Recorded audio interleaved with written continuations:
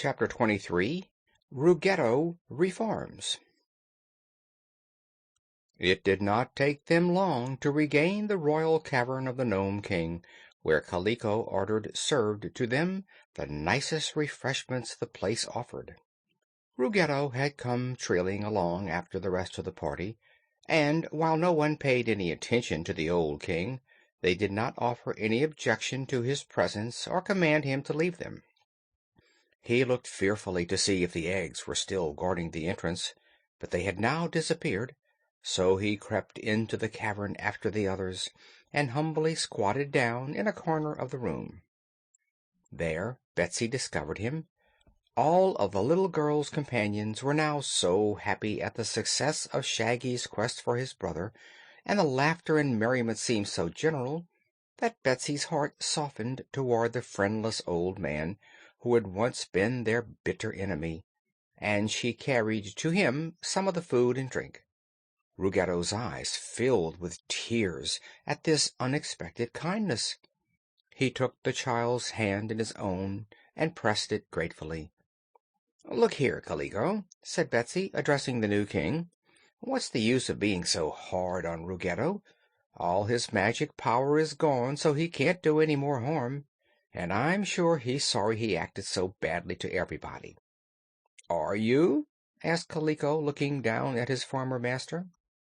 "I am," said Ruggedo. "The girl speaks truly. I'm sorry, and I'm harmless.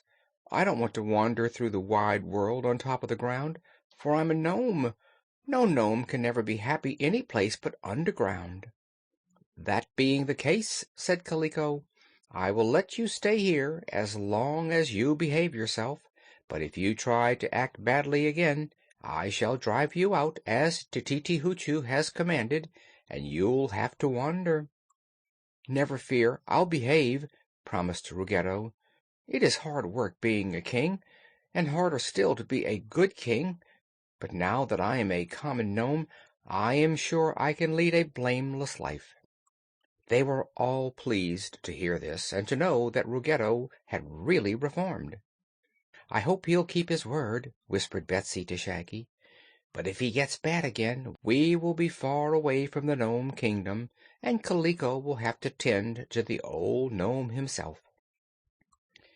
Polychrome had been a little restless during the last hour or two. The lovely daughter of the Rainbow knew that she had now done all in her power to assist her earth friends, and so she began to long for her sky home. "I think," she said after listening intently, "that it is beginning to rain. The Rain King is my uncle, you know, and perhaps he can read my thoughts and is going to help me. Anyway, I must take a look at the sky and make sure."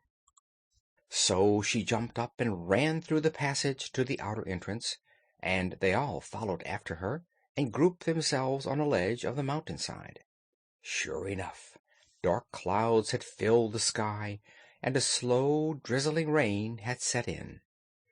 "It can't last for long," said Shaggy, looking upward, "and when it stops we shall lose the sweet little fairy we have learned to love. Alas," he continued after a moment, "the clouds are already breaking in the west, and see, isn't that the rainbow coming?" Betsy didn't look at the sky. She looked at Polychrome, whose happy, smiling face surely foretold the coming of her father to take her to the cloud palaces. A moment later a gleam of sunshine flooded the mountain, and a gorgeous rainbow appeared. With a cry of gladness, Polychrome sprang upon a point of rock and held out her arms. Straightway the rainbow descended until its end was at her very feet, when, with a graceful leap, she sprang upon it and was at once clasped in the arms of her radiant sisters, the daughters of the rainbow. But Polychrome released herself, to lean over the edge of the glowing arch and nod and smile and throw a dozen kisses to her late comrades. "Goodbye!" she called, and they all shouted "Goodbye!" in return, and waved their hands to their pretty friend. Slowly the magnificent bow lifted and melted into the sky, until the eyes of the earnest watchers saw only fleecy clouds flitting across the blue. "I'm dreadfully sorry to see Polychrome go," said Betsy, who felt like crying, "but I suppose she'll be a good deal happier with her sisters in the sky palaces." "To be sure," returned Shaggy, nodding gravely. "It's her home, you know, and those poor wanderers who, like ourselves, have no home, can realize what that means to her." "Once," said Betsy, "I, too, had a home. Now I've only dear old Hank."